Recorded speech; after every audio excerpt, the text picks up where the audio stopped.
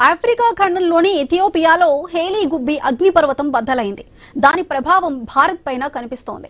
10,000 ఏళ్ల తరువాత అగ్నిపర్వతం బద్దలు కావటమే కాకుండా కొన్ని వేల మీటర్ల ఎత్తులోకి బూడిద ఎగిసిపడింది. 25,000 నుంచి 45,000 అడుగుల ఎత్తుకి బూడిద ఎగజిమటంతో ఆ ఫోర్స్ కు అది ఖండాలు దాటి వస్తోంది.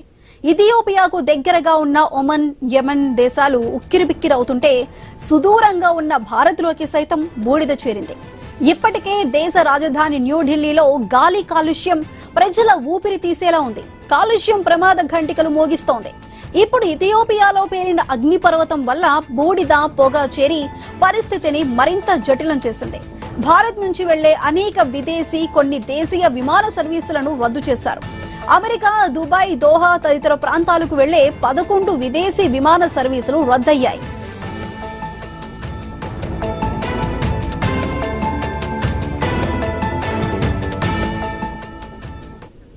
రాజస్థాన్ మొదలుకొని ఢిల్లీ వరకు అగ్నిపర్వతం బూడిద, పొగ ఆకాశాన్ని కమ్మేసింది. ఉత్తర భారతం మొత్తం ఈ ప్రభావం కనిపిస్తోంది. న్యూఢిల్లీలో గాలి కాలుష్య సూచి AQI 400 దాటేసింది.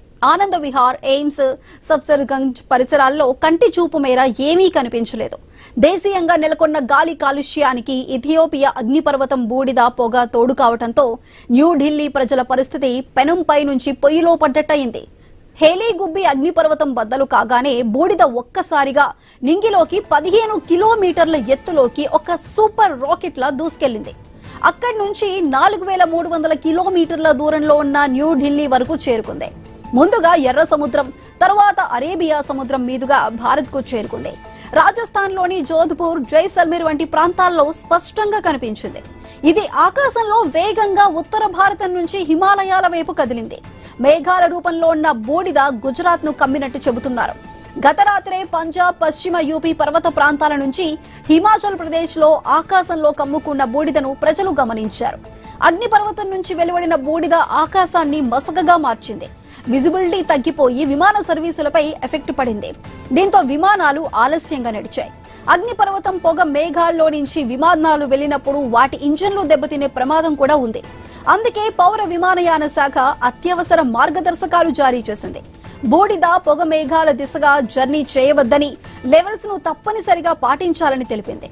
ఇంజన్లో సమస్య ఎదురైనా, క్యాబిన్లో దుర్వాసన వచ్చినా తక్షణమే రిపోర్ట్ చేయాలన్నారు. విమాన సంస్థలు కూడా అలర్ట్ అయ్యాయి. పొగ మేఘాల రూట్ లో కొన్ని సర్వీసులను రద్దు చేశాయి.